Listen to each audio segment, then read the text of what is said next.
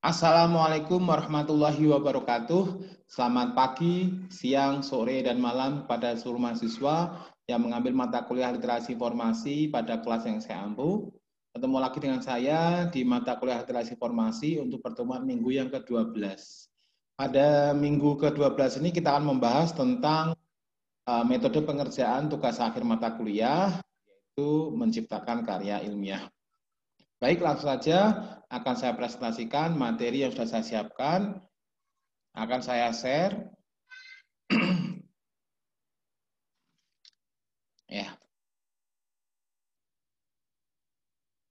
Ya, baik, materi kita adalah metode pengerjaan tugas akhir mata kuliah. Ya, seperti yang saya jelaskan sebelumnya bahwa tugas akhir mata kuliah ini adalah menciptakan karya ilmiah, di mana di dalamnya harus kita tekankan pada penerapan materi, teori, yang langkah-langkah yang sudah kita pelajari dalam mata kuliah literasi informasi ini untuk menciptakan karya tulis ilmiah. Ya. Karya tulis ilmiah bisa dalam berbagai bentuk ya. Nanti bisa milih salah satu. Kemarin sudah saya jelaskan. Ada makalah, ada proposal program kreativitas mahasiswa, ada artikel ilmiah, ada juga proposal KP, proposal TA, ya maupun sistematik literatur review, ya atau juga artikel ilmiah. Jadi Anda bisa membuat salah satu bentuk karya tulis ilmiah yang saya sebutkan tadi. Langsung saja akan saya jelaskan beberapa template dari bentuk karya tulis ilmiah yang sudah saya sebutkan tadi. Diharapkan ini sebelumnya ya untuk capaian pembelajaran diharapkan mahasiswa mampu mengenali kendala atau hambatan dalam mengerjakan tugas akhir mata kuliah ini dalam menciptakan karya ilmiah. Jadi kendala-kendala atau hambatan atau kesulitan dari mahasiswa dalam mengerjakan tugas mata kuliah ini akan saya bahas pada pertemuan kali ini. Ya, yang pertama adalah template atau petunjuk bagi autor dalam menulis karya tulis ilmiah. Ya, ada berbagai macam bentuk ya karya tulis ilmiah. Yang pertama proposal penelitian, ya atau nanti juga proposal kerja praktek, artikel ilmiah, jurnal internasional, jurnal nasional, proyek dan sebagainya. Baik, langsung saja kita masuk ke bagaimana sistematika atau template dalam menyusun proposal penelitian, dalam hal ini TA atau kerja praktek ya bagi mahasiswa yang semester 5, semester 7, semester 9 gitu ya. Mungkin sudah bisa mengerjakan untuk proposal TA gitu ya atau KP gitu ya. Untuk yang semester 5 mungkin bisa mencoba untuk membuat proposal KP ya, untuk semester 7, semester 9 bisa mengerjakan proposal penelitian ya. Kemudian yang semester 3 nanti saya arahkan untuk membuat proposal PKM ya atau makalah ya dan sebagainya ya. Jadi yang pertama ini adalah panduan untuk penulisan proposal tugas akhir atau kerja praktek hampir mirip gitu ya, hampir mirip dengan panduan penulisan tugas akhir. Untuk tugas akhir ya proposal TA ya itu ada proposal TA ada terdiri dari 3 bab, bab 1, 2 dan 3 ya di mana sistematikanya nanti bab 1 terdiri dari latar belakang masalah, rumusan masalah, batasan masalah, tujuan penelitian dan manfaat penelitian. Jadi latar belakang masalah nanti bisa disampaikan fenomena atau hasil dari analisis situasi ya di mana di situ belum sesuai dengan harapan ya, tidak sesuai dengan yang seharusnya dan sebagainya, sehingga di situ kalian ingin memberikan kontribusi ya, ingin memberikan alternatif solusi untuk bisa mendapatkan hasil yang lebih baik ya sesuai dengan harapan ya, nanti bisa dituliskan di latar belakang, kemudian dibuat problem statement atau research question di dalam rumusan masalah. Jadi dirumuskan masalahnya ini yang akan diselesaikan gitu ya, kemudian dibatasi biar tidak meluas ya, kemudian tujuannya tentunya untuk menyelesaikan masalah ya, manfaatnya nanti bisa berkontribusi, bisa menyelesaikan masalah-masalah yang dibahas tadi.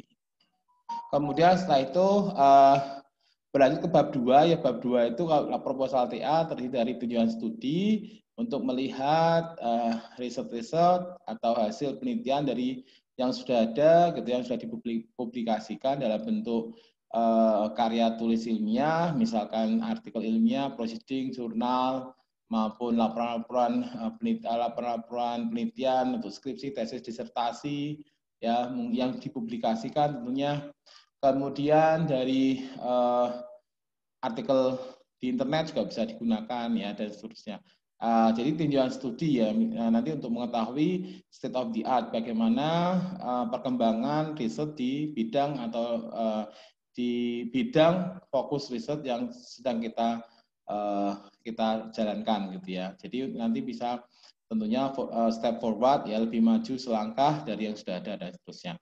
Kemudian tinjauan pustaka itu berarti melihat teori-teori yang sudah ada ya dari berbagai macam sumber informasi ya, bisa dari buku, bisa dari jurnal ya, proceeding ya, juga dari artikel internet juga boleh, asal itu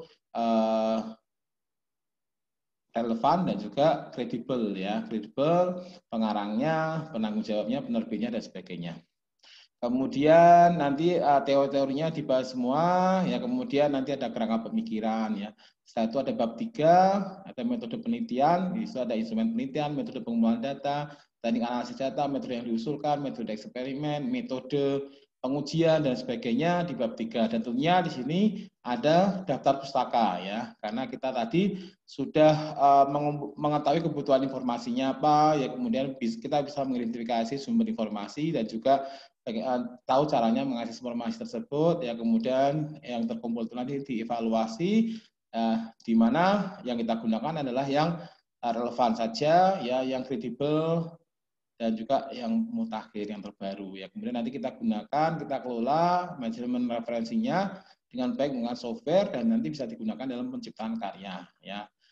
Kemudian kita bisa mulai membuat karya dengan membuat outline ya, drafting ya, dan juga nanti evaluasi ya. Kemudian nanti habis itu dievaluasi beberapa kali, direvisi sehingga nanti jadi hasil akhir ya, atau produk akhir dan seterusnya. Ini adalah template proposal penelitian untuk tugas akhir ya. Kemudian untuk KP juga hampir sama. KP nanti bab 1-nya ya pendahuluan juga ya, bab 2-nya nanti landasan teori saja. Ya, kemudian nanti bab 3-nya adalah tinjauan objek KP ya, tinjauan objek kerja praktek ya, biasanya instansi ya, tinjauan ke instansinya. Karena kerja praktek itu nanti ada mitranya ya, di mana di situ ada sebuah instansi atau perusahaan atau kantor gitu ya, yang kita jadikan tempat untuk kerja praktek, di mana kerja praktek nanti akan mengaplikasikan ilmu yang sudah kita pelajari ya di dalam bangku kuliah, untuk kita bisa aplikasikan dengan berkontribusi langsung ke objek penelitian atau mitranya tadi. Ya, biasanya nanti ada pendahuluan, ada landasan teori, dan juga ada tinjauan ke mitra ya, ke objek penelitian, objek kerja prakteknya. Nah, nanti bisa dijelaskan untuk kerja prakteknya nanti sejarahnya gitu ya, kemudian bidang kerjanya gitu ya, kemudian bisa di visi misinya ya, kemudian struktur organisasinya, tupoksinya, dan kalian pada saat kerja praktek di posisi mana, tugasnya apa dan seterusnya. Jadi di situ di bab 3-nya.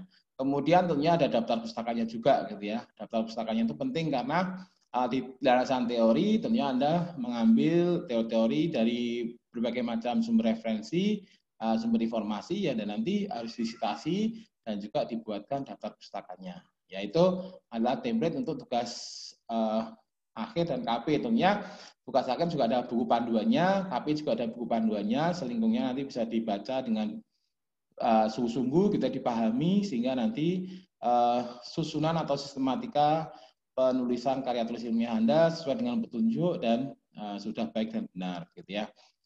Kontennya sudah lengkap ya, kemudian formatnya sudah bagus ya, kemudian bagaimana bisa menggunakan ide gagasannya itu juga sudah benar, sehingga tidak ada tidak terindikasi plagiasi dan sebagainya.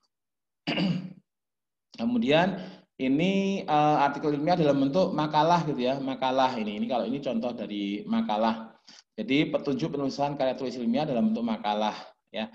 Susunan makalah ditulis dengan bagian-bagian tulisan yang diurutkan sebagai berikut. Misalkan kalau makalah nanti ya Anda tuliskan misal abstrak ya, kemudian pendahuluan, ya abstrak itu adalah intisari dari makalah yang kita tulis, kita bahas, pembahasan topik yang kita pembahasan masalah yang kita bahas dalam makalah tersebut, ya nanti bisa dibuat intisarnya, abstraknya, biasanya di situ ya sudah ada masalahnya apa ya, kemudian metode penyelesaian masalahnya apa ya, kemudian tujuan, hasil, dan juga impact dari implikasi dari hasil tadi seperti itu ya. Kemudian nanti ada pendahuluan, tentunya di pendahuluan itu kalau di sini sudah tidak dirinci latar belakang dan sebagainya, maka akan jadi satu gitu ya. Di situ langsung membahas ke topik ya, kemudian topik itu kemudian setelah itu analisis situasi sama ya, analisis situasi, kemudian nanti dikasih alternatif solusi, dan sehingga nanti jadi background ya, nanti ditaruh di ada sistematikanya di situ juga. Itu di pendahuluan. Kemudian ada studi pustaka ya, mengumpulkan informasi, melakukan proses literasi informasi juga ini ya, ini fokus ke bab 2-nya itu banyak sekali proses literasi informasi yang dijalankan ya sebagai landasan untuk kita bisa membahas ya, kita bisa memberikan kontribusi, kita bisa berkreativitas dan berinovasi itu dari hasil literasi informasi ya, pengumpulan informasi, kemudian evaluasi informasi, kemudian penggunaan informasi dalam pembuatan karya dan sebagainya itu dijalankan dengan betul. Kemudian bisa membahas metode ya, kemudian hasil dari pembahasan, kesimpulan dan sebagainya ini. Ini artinya intinya adalah di sini ada bagian pendahuluan, isi dan penutup gitu ya. Di isi itu bisa dimodifikasi, bisa dibuat beberapa topik ya, beberapa pembahasan gitu ya. Dia ada berapa, kalau di sini ada pendahuluan ya, nanti ada studi pustaka, metode, hasil itu diisinya ya, nanti dari kesimpulan seperti itu.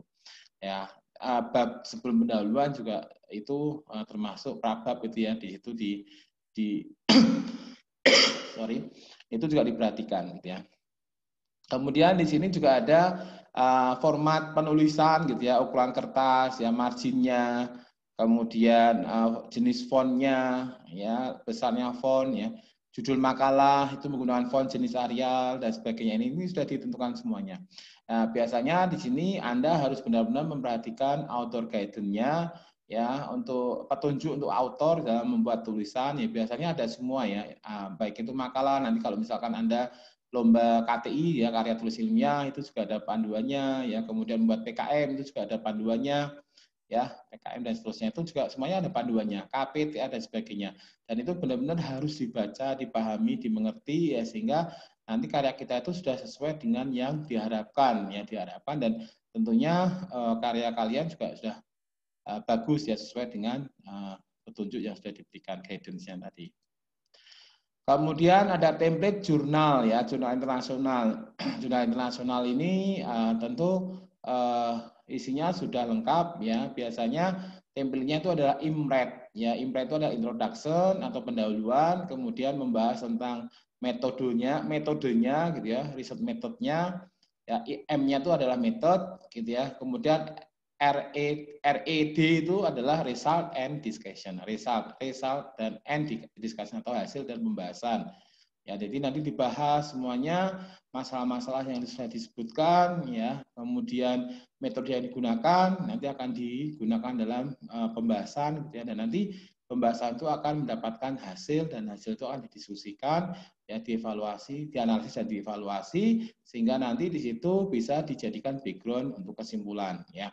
Di sini juga ada nanti kalau kalian memilih untuk template jurnal internasional ya, Anda bisa memenuhi kriteria atau selingkung dari atau author guidance ya dari jurnal tersebut gitu ya, dan ini mungkin kalian belum terpikir untuk ini ya, tapi nanti kalau misalkan kalian sudah bisa berhasil melakukan penelitian dan penelitian itu bagus ya, dan kontribusinya ada ya, bagus, dan bisa dijadikan referensi orang lain nanti ke depan gitu ya, itu sebaiknya dipublikasikan ya. Walaupun ini mungkin Anda belum sampai ke sini gitu ya, tapi ke depan bisa juga ke sini. Nah, ini template jurnal nasional. Nah, jurnal nasional ini biasanya hasil skripsi itu juga bisa disampaikan dibuat jurnal nasional gitu ya.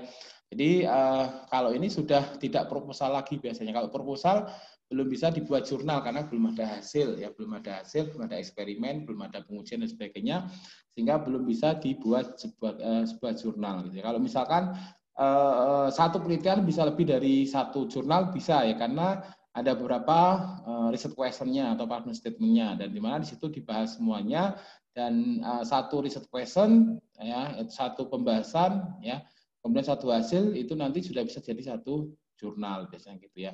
Jadi kalau biasanya kalian yang nanti skripsi ya, skripsi sudah selesai, kemudian hasilnya sudah lengkap ya, kemudian nanti bisa dibuatkan untuk jurnal nasional ya, dan ini sudah banyak dilakukan oleh banyak mahasiswa, di mana setelah riset, setelah skripsinya selesai, TA-nya kemudian dibuat jurnal bekerjasama dengan dosen pembimbing dan nanti dipublikasikan gitu ya. Karena memang ini adalah benar-benar hasil dari penelitian yang sudah dikerjakan dengan teliti, dengan sesama, bersama mahasiswa, bersama pembimbing dan sebagainya. Nah, ini susunannya juga hampir sama, intinya adalah ada di situ ada pendahuluan ya, kemudian nanti metode yang digunakan, metode propose metodenya seperti apa ya, di dalamnya nanti juga ada literatur review-nya ya, ada proses literasi formasi di situ ya, kemudian ada result and discussions ya, dan juga ada conclusion dan reference atau daftar pustaka, dan di situ pasti akan ada author guidance-nya, dan di situ perlu diperhatikan betul-betul ya, sehingga nanti akan menjadi baik dan seterusnya. Kemudian ada proceeding ya, proceeding ada proceeding nasional dan juga ada proceeding internasional. Ya, hampir mirip ini ya. Kalau proceeding itu sudah artikel ilmiah baik proceeding maupun jurnal internasional itu adalah publikasi dari hasil penelitian ya. Jadi unsur-unsurnya sudah lengkap, baik itu ide gagasan dan sudah ada pelaksanaan penelitiannya, sudah ada hasilnya dan sudah ada hasil eksperimen ya, kemudian evaluasi, analisis dan juga sebagainya itu sudah lengkap, sehingga paper ini isinya adalah hasil dari penelitian yang sudah selesai gitu ya. Kalau proposal belum bisa diproceedingkan. Nah, ini maaf, contoh judul karya tulis ilmiah gitu ya. Contohnya makalah. Ya, makalah mungkin ada yang di sini ada beberapa yang masih bingung mau membuat apa gitu ya. Saya sarankan kembali ya, yang masih semester 3 ya, Anda bisa membuat makalah atau proposal PKM gitu ya. Karena ini yang paling cocok untuk kalian. Makalah contohnya ini yang di bidang IT ya, karena kalian adalah mahasiswa TI. Misalkan di sini membuat makalah ya, judulnya dampak teknologi komputer untuk manusia. Tentunya Anda harus menentukan dulu ya temanya apa, topiknya apa, temanya apa, judulnya apa. Karena topik itu satu atau dua kata atau frasa atau gabungan kata gitu ya, isinya topik.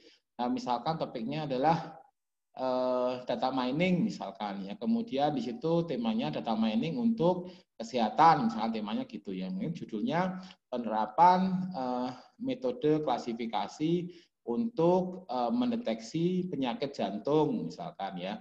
Itu judulnya. Kalau judul itu sudah lengkap ya, judul itu sudah ada masalahnya, sudah ada metodenya, sudah ada tujuannya, sudah ada objeknya dan seterusnya.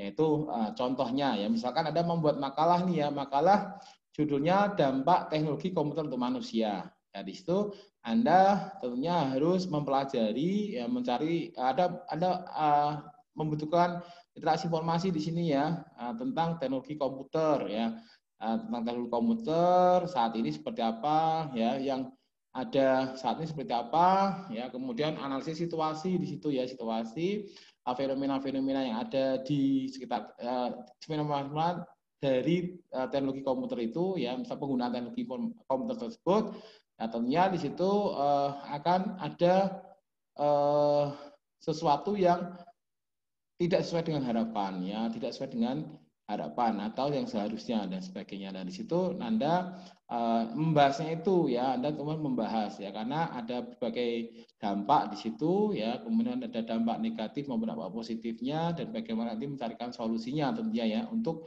manusia. Jadi di situ ada pendahuluan ya, nanti habis itu ada di dalamnya ada latar belakang, ada rumusan, ada tujuan, manfaat dan sebagainya. Itu kemudian nanti di bagian literatur review ya atau landasan teori Anda cari-cari teori-teorinya itu ya di latar belakang juga bisa ya karena ada fenomena analisis situasi kondisi itu kan berarti Anda bisa mendapatkan langsung dari hasil literatur review juga bisa ya, hasil dari pengamatan observasi juga bisa, hasil dari membaca artikel, membaca informasi dari berbagai sumber itu juga bisa ya, nanti di situ bisa disebutkan juga ya data-data untuk menguatkan pendahuluan tadi ya, background-nya misalkan dan seterusnya.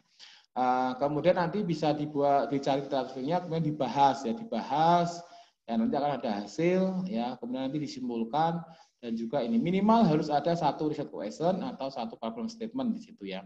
Berarti kan di sini ingin mengetahui dampaknya ya, ingin mempelajari dari berbagai macam sumber dampaknya dan nanti tentunya di situ ada solusinya gitu ya. Anda berikan solusinya ya, solusinya untuk bisa kalau dampaknya negatif ya nanti perlu ada solusi untuk mengatasi dampak negatif tersebut misalnya kayak gitu ya. Kalau dampak positif nanti untuk mengembangkan seperti apa dan sebagainya itu juga dibahas semuanya. Jadi nanti bisa disimpulkan ya. Kemudian juga bisa contoh misalkan penerapan internet sehat untuk menyelamatkan generasi masa depan misalkan ya. Jadi internet ini kan sekarang semua umur bisa menggunakan internet gitu ya, dan di situ harus pandai-pandainya memfilter informasi yang ada di internet. Dan di situ bagaimana bisa memberikan kontribusi di situ ya, dibahas bagaimana cara menggunakan internet secara sehat ya. Dari situ nanti karena ada background-nya tadi, misalkan ada yang disalahgunakan, ada macam-macam, itu ada analisis situasinya yang dimana situasi itu tidak sesuai dengan harapan ya, belum sesuai dengan yang seharusnya dan sebagainya, sehingga Anda bahas dan nanti Anda akan membahas dan hasilnya nanti adalah Anda bisa memberikan rekomendasi ya bagaimana menggunakan internet secara sehat seperti itu ya, dari hasil berbagai macam informasi yang kalian temukan ya, kalian gunakan dan nanti bisa Anda gunakan. Anda dengan kemampuan berpikir logis dan kreatif, kalian nanti bisa memberikan rekomendasi dan sebagainya, dan itu bisa nanti bisa digunakan ya, digunakan oleh banyak orang ya yang membaca. Ini adalah kontribusi kalian. Jadi ada minimal satu riset question atau satu problem statement gitu ya. Kemudian proposal PKM misalkan ya, proposal PKM ini ada PKMT misalkan PKM teknologi. Nah, ini judulnya adalah alat cutting dan bending sheet metal yang ergonomis sebagai upaya peningkatan produktivitas mitra ya. Jadi ini ada karena ini membuat teknologi berarti membuat produk ya, membuat alat tools ya, yang dimana di sini bisa digunakan untuk peningkatan produktivitas mitra, misalnya Budi Patri gitu ya, alat cutting, alat pemotong misalkan kayak gitu. Jadi kreatif ini kreatif ya, karena ini teknologi ya, membuat alat, membuat tools yang nanti bisa digunakan, dan diharapkan nanti teknologi itu kan menciptakan sesuatu yang nanti mestinya berguna untuk kita gitu, untuk manusia, untuk bisa membantu kerja ya, mempercepat kinerja dan seterusnya ya. Kemudian ini ada PKMP, ini PKM penelitian ya, pengaruh hidrotermalisasi lumpur lapindo sebagai energi kompor alternatif. Nah, ini ada riset ya, jadi pengaruhnya seperti apa gitu kan, perlu diketahui ya. Apanya adalah apanya sudah ada gitu ya, mengapa ya, nanti pengaruhnya apa sih gitu ya, ingin dicari tahu, berarti di situ ada proses penelitian ya, proses penelitian di mana nanti mesti ada proses literasi informasi di situ, karena harus mengumpulkan banyak informasi ya, banyak literatur review, banyak tujuan studi dan sebagainya ya. Kemudian ada yang namanya proposal KP ya, kerja praktek ya. Contoh di sini biasanya kerja praktek itu hasilnya adalah produk aplikasi hampir sama dengan PKMT gitu ya. Tapi di sini karena kalian KP contohnya adalah untuk TI gitu ya, biasanya membuatkan aplikasi atau sistem gitu ya. Kalau sistem mungkin terlalu besar, aplikasi biasanya ya. Aplikasi pengasipan dokumen pada PDAM Tirta Modal Semarang misalkan aplikasi SPPT, dan kalau sistem kan banyak ya komponennya, ya banyak elemennya yang saling bekerja dan bersama untuk menghasilkan informasi. Dan ini kalau KP lebih agak simpel gitu ya, artinya di situ Anda bisa memberikan kontribusi di mitra gitu ya, di tempat kerja prakteknya ya, misalkan di situ ada sistem yang sudah berjalan, aplikasi yang sudah berjalan, tapi aplikasinya itu fiturnya masih kurang atau masih belum bisa berjalan, fungsionalitasnya masih kurang dan sebagainya. Lalu di situ ada masalah yang Anda bisa bantu gitu ya, langsung Anda berkontribusi di situ, Anda buatkan aplikasi atau tools-nya sehingga prosesnya akan menjadi lebih baik, lebih efisien ya, efektif dan efisien. Kemudian misalkan ada proposal TA, tadi sudah saya bahas kayak proposal TA bagi yang semester 7 sekarang ini atau semester 9 ya. Aplikasi monitoring dan evaluasi program bidik misi MONEF berbasis web menggunakan metode web service dengan metode Scrum ya di lembaga yang dikti misalnya gitu ya. Jadi proposal TA tentunya kalian saat ini banyak yang sedang mengerjakan TA 1 gitu ya. Silakan Anda bisa benar-benar Anda fokus untuk bisa membuat proposal yang baik dan benar, ya. Literasi formasinya Anda benar-benar praktekkan dalam membuat proposalnya, dan Anda perhatikan dalam menggunakan informasi atau ide gagasan orang lain yang Anda dapatkan dari referensi, Anda tidak boleh copy paste ya. Anda harus benar-benar membaca, memahami, mempelajari, memahami, dan kemudian Anda bisa menganalisis gitu ya, dan bisa membuat Anda gunakan dengan cara memparafrase ya, yaitu menulis dengan menggunakan kata-kata sendiri, gaya bahasa sendiri ya, tapi tidak mengubah arti dan tetap disitasi ya sumber referensinya itu tadi ya, sehingga disitasi dan juga dimasukkan dalam daftar pustaka, sehingga di situ cara yang benar ya, cara yang benar. Jangan sampai dilupakan gitu ya, karena kita harus memberikan kredit kepada yang punya ide gagasan tadi gitu ya. Jadi ini di situ sehingga kita nanti bisa terhindar dari plagiasi ya. Dan untuk pengecekan simulasi indeksnya atau untuk mengetahui apakah karya Anda simulasi indeksnya tinggi atau rendah, ya Anda bisa mengecek dengan menggunakan Turnitin, dan itu ada poinnya sendiri, nanti bisa ditambahkan di dalam lampirkan ya di dalam karya tulis yang kalian kumpulkan nantinya. Ya, itu penjelasan yang bisa saya sampaikan. Artinya Anda saat ini harus berprogres ya, dan progresnya signifikan gitu ya, dan nanti juga akan kita presentasikan ya untuk bisa melihat apakah Anda sudah berprogres dengan baik atau tidak, karena kalian ke depan ya pastinya akan mendapatkan tugas seperti ini ya, baik itu mengerjakan tugas mata kuliah ya dalam bentuk makalah dan sebagainya. Kemudian nanti Anda ingin ikut mengajukan proposal PKM misalkan ya, nanti bisa dipraktikkan di sini, atau nanti Anda mau KP, mau TA ya, dan nanti kalau sudah lulus pun Anda akan membuat laporan-laporan yang di mana di situ harus ilmiah. Ilmiah itu harus bisa ditelusuri sumbernya, referensinya jelas gitu ya, objektif, tidak subjektif ya, kemudian menggunakan bahasa baku ya, menggunakan EYD dan sebagainya tadi. Ya, baik, untuk materi ke-12 ini sudah cukup gitu ya. Saya harapkan Anda bisa mendapatkan poin yang saya jelaskan tadi, dan Anda bisa mengerjakan tugas akhir mata kuliah ini dengan baik dan benar, dan sesuai dengan yang sudah dibahas selama mata kuliah ini. Baik, kurang lebihnya saya mohon maaf. Terima kasih atas perhatiannya. Assalamualaikum warahmatullahi wabarakatuh. Selamat pagi, siang, sore, dan malam buat semuanya.